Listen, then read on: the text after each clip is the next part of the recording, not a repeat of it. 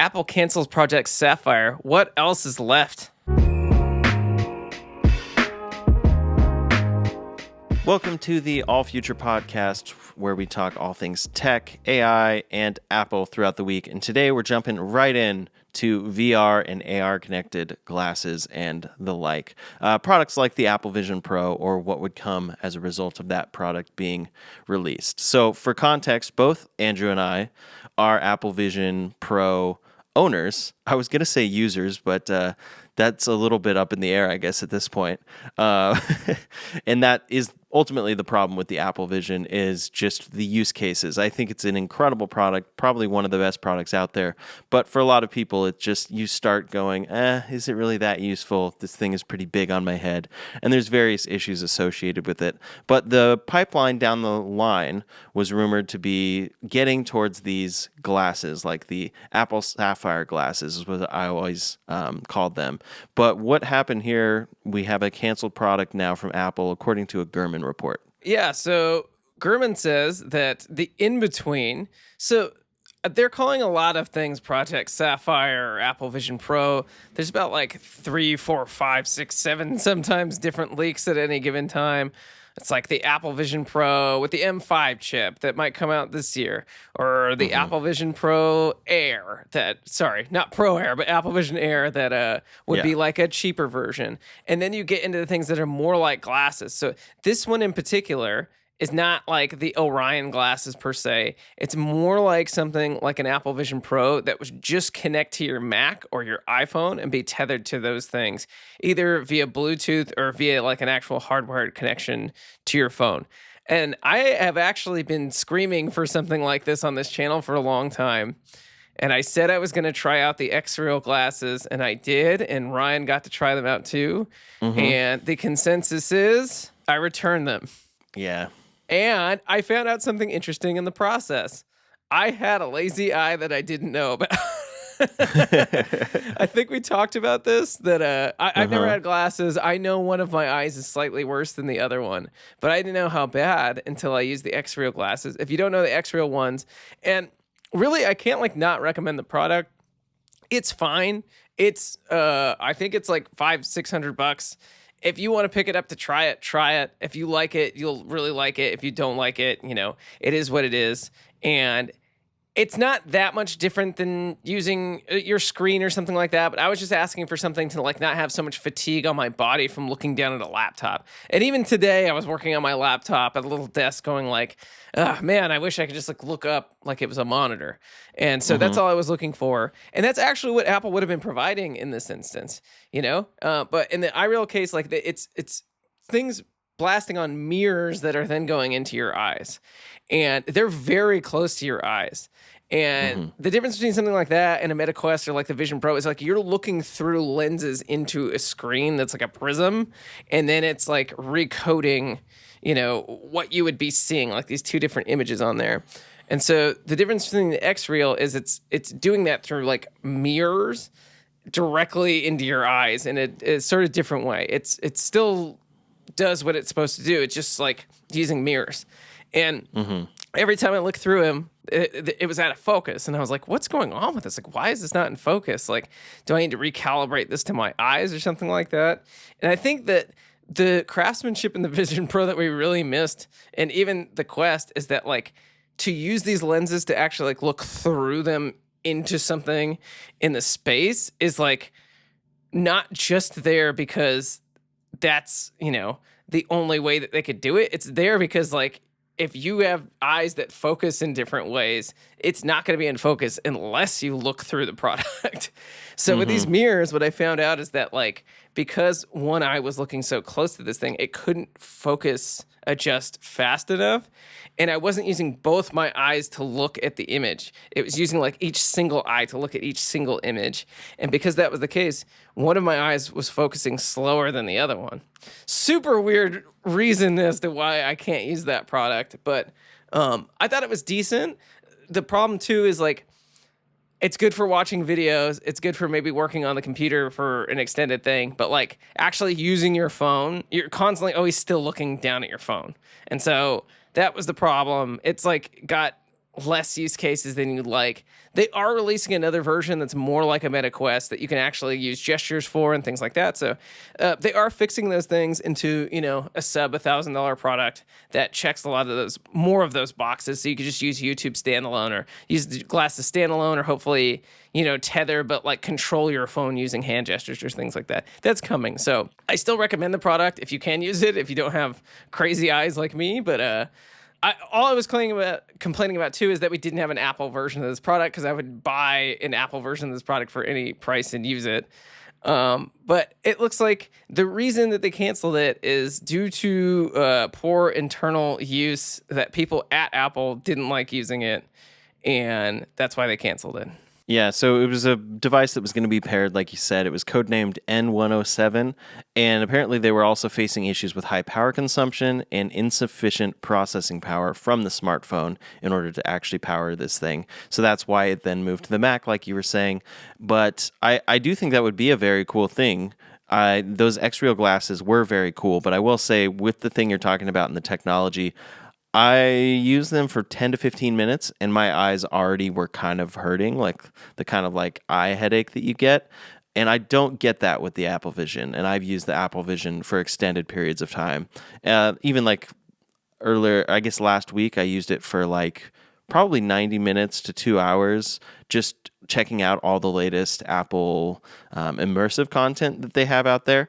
And it's very cool. All of that stuff is very cool. It's very impressive. But yeah, I didn't get tired of it like I do with those glasses. So that could have been a factor here as well. And performance issues, cost, all that stuff added up to this being canceled, which is unfortunate. But I think it's like people, they're trying all the different things in this realm of glasses, and the Apple Vision is a really incredible product, but we know it's not that popular and it's very expensive. So where can they go from here? They've decided tethering's not the goal. So maybe this is just shifting them even further into something like the Orion product. Yeah, we'll see what happens here. I just think we're still 5 years away from the space being really viable, and I think everyone has to, accept the fact that that's the case and sort of move on the glasses hype train. We'll probably get another Vision Pro here in a couple years at least. We might get a cheaper Vision Pro. We might get a better Meta Quest. Samsung's releasing their version of the Vision Pro. Have you seen that? Yeah. Do we have a price on that yet? You might not know, but I didn't know if there was a price. Not yet. We have a mini. Marquez did a mini like in person that he couldn't actually show on video yet. And he said the best version of what it sounded like to him was that you could actually use Gemini voice commands with the product, which was a game changer for him, which I think once we get things with Apple Intelligence, which we'll talk about a little later in the episode, we will see what happens there. Next up, we have a new secret app that was codenamed Confetti that we were thinking is an invitations app, and it just got released. It's the Invitations app. Yeah, I think it's called Invites. And you can see what it looks like here. It's some classic Apple design, kind of looks like a Photos app, or like the stuff when you have a shared album and you're collaborating with people within an Apple app. Essentially, this is just for planning events, inviting your friends, and all of that stuff, but it's within the Apple ecosystem instead of needing to go out to like Evite or something. I think this is pretty cool. I think most people that I know have iPhones, and I'm sure this will interface fine with Android devices as well. Like probably just send them a text in a certain form. I wouldn't be surprised. But it does RSVPs. It does all that stuff. And then Apple says that it brings together capabilities from iCloud, iPhone, and Apple Music, making it very easy to plan special events. Yeah, I think it's really cool. I always love Apple just integrating something that people use like normally into their system to be able to use the Apple version. I think what they were mentioning is that you can use versions of like photos and things like that to actually use those in the invite. And could you imagine that you just like make an Apple slideshow and throw that into your, baby shower or something like that? Or, it's just a lot easier to integrate those things, not have to go out to Canva or like Evite or all these other things that you're using. Just be able to do it. Another thing that keeps those things internally, keeps community and keeps people sharing inside the Apple ecosystem. And then again, like that might be a reason to get an iPhone for someone. Your family uses his iPhones. You do this like, invite thing where you could share all these baby photos. Everyone has access to all these albums except you, and you feel left out. That's the Apple bullying tactic to get people to buy product. But yeah, I think it's pretty cool. I'm excited to try it out when it comes out. And that leads us to our next thing, which is the iPhone 17 coming out in September. Yeah, so that is the current rumored timeline, which is not much of a surprise, given that's the kind of the same yearly timeline. Shocker.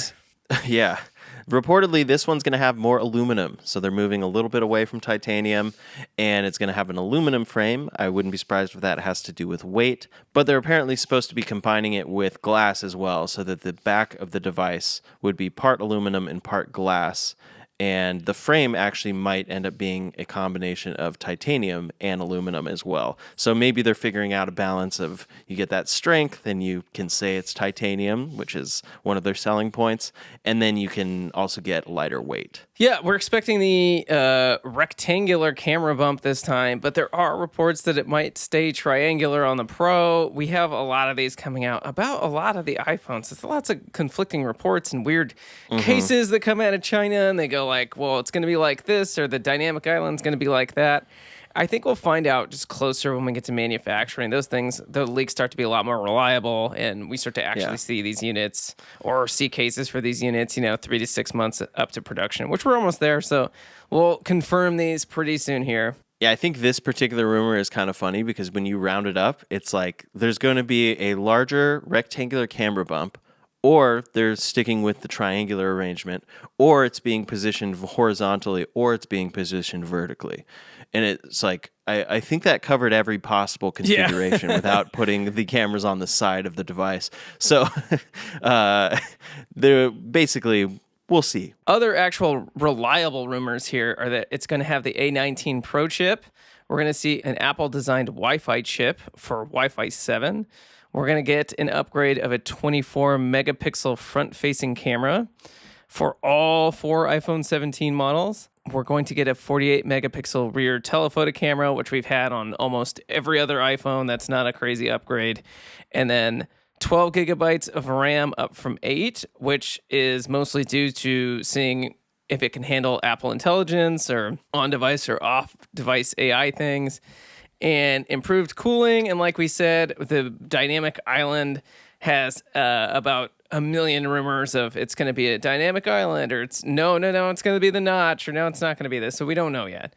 But we'll find out soon. Assuming those megapixels do directly translate to better photos, I'm excited for that, especially for the front-facing camera and the telephoto, which are those cameras that in the original iPhones, or when these features were first added, it was like, oh, it's this bonus camera, so it doesn't need to be as good. But now we're utilizing those all the time. I think a lot of people take front-facing photos. Sometimes it's even just convenient. You're not even shooting yourself. It's just more conveniently positioned to be able to hold it and see what you're taking a photo of directly this direction or whatnot. So I'm excited for those upgrades, in particular, better cameras, but we'll see in practice. Megapixels does not always directly translate to better photos. So I have a crazy assume, question though, here. if Apple's going that direction, if Ryan, they will. Sorry to interrupt. I have a crazy question here. Would you take a ugly front-facing camera bump to have a better front-facing camera and better options with actually having a flash on that side? I, as a pro model user, I'll tell you, because I brought my camera with me just in case to make sure I could fill in if necessary for the podcast. And the much easier version of what to use, another actual very cool thing, I got this desk with a mirror on it, so I can actually see my monitor while I'm shooting right now, but it's really convenient. And I know they've made cameras that like fold all the way out, so there's obviously like solutions for these sorts of things. My Sony just right now, my version of it doesn't have a camera or a display that folds all the way back, so obviously fixes for this. But the better version was using my iPhone for me, because it literally just shows me my screen and is a monitor. I would take an ugly, disgusting front-facing camera bump any single day of the week, or an ability to fold it out backwards, like it's modular. So imagine that you have a hinge. Oh, Apple, take my idea, please, right? You have the bar at the top with the 3 cameras on it. and it's on a rotating hinge, just like the display would be on whatever A series camera that, is the one that has the, folding out display. You could take that, you could fold it over the edge, and then turn your, forward-facing cameras into rear-facing cameras. How crazy would that be? How useful would that be in a situation where you had to film yourself and you get to turn your good cameras into the monitor cameras? Yeah, I mean, that would be really great, and Apple will never do it. So I'm sorry, but it'll never happen. And their argument would probably be like, we'll buy a camera, But I agree with you because I travel a lot, and sometimes I bring the equipment just in case, and I don't even necessarily need it. It's just if it happens that I need to get a video out quickly. But it's, extra stuff to bring, and I'm sure a much better front-facing camera could accomplish more in that scenario. And then I would just have to travel with my phone. I would be fine with a camera bump, yeah, but that's because I'm a professional in that way and willing to take sacrifices so I have the capability. But yeah, I don't think I could ever see Apple having an actual bump on the front. Just dashing my dreams here. But would you take AirPods with a tiny camera? I think so, because we've talked about this before and what this would achieve. They're not cameras that you're going to utilize. These are infrared sensors. And reportedly, this is already working like beyond just the prototyping stage because they're in the supply chain with this, and this would be for release in 2026 next year. And we're assuming that this would use similar functionality to what Face ID uses, or similar technology to what Face ID uses, but then it probably would enable just spatial awareness for AirPods, which I assume first gives it some better features for audio, and maybe spatial audio and such, but then it would translate to AI awareness of your environment, most likely. I've argued this in the past. I think audio is already good. I think all these improvements to audio are great, and they're going to make everything feel more natural, like you don't have AirPods in, and I think that's what they're going for. Like, I don't want to know that I have headphones in. Mm-hmm. And I don't like that because I want to know when I have headphones in, because it almost makes things more confusing to me when I don't know that I have headphones in. And obviously, you can always turn these features off. I'm an old man yelling at a cloud right now, but I still think, like, I don't know that these added features like this are going to sell any more product. I understand that people think they're cool and that it's pushing the technology to limits that we've never been before, and being able to like actually take a, IR image, we call it, in audio, and, use that to create a fake environment for how your headphones would actually respond in the room. But sometimes rooms sound like not good. Me and Ryan talk about these kinds of things a lot. Like this room right now that I'm in, if I clap, like you'll hear all this crazy flutter happening. I don't know if you'll actually get it into the microphone, but I can hear it when we do our clap for sync. It sounds like and so, a lot of environments in your room and stuff aren't designed for good audio. And so really controlling that audio and the noise canceling is like a better version of control and a better use of the technology, in my opinion, than like accurately describing your space and trying to give you the correct ambience of the rooms or things like that. Now, what they might do is something like what you're doing on the Vision Pro in environments, where like, I want to listen to, and this is also like an extreme novelty. I like it on the Vision Pro because like if you go into Yosemite or whatever the things that they have like set up on your environments on the Vision Pro, and you put the thing on and then you go into the space and you're like, oh, this is so calming and relaxing. My body just relaxes because it's in the middle of nature. It has the sounds, it has the sights, sort of fooling your brain into thinking you're relaxed.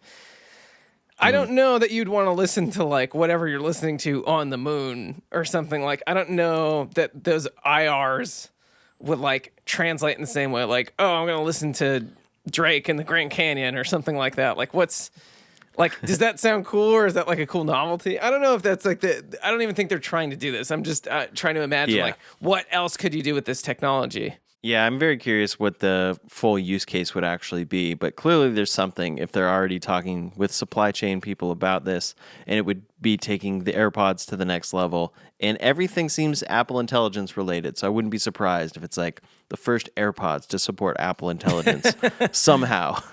So the next rumor has been in the cycle for a while. That's the iPhone Air, and it's reportedly going to replace the iPhone Plus, and that will come in the 17 lineup. It's going to be Air because it's a thinner profile than before, and it's apparently only going to have a single 48 megapixel rear camera.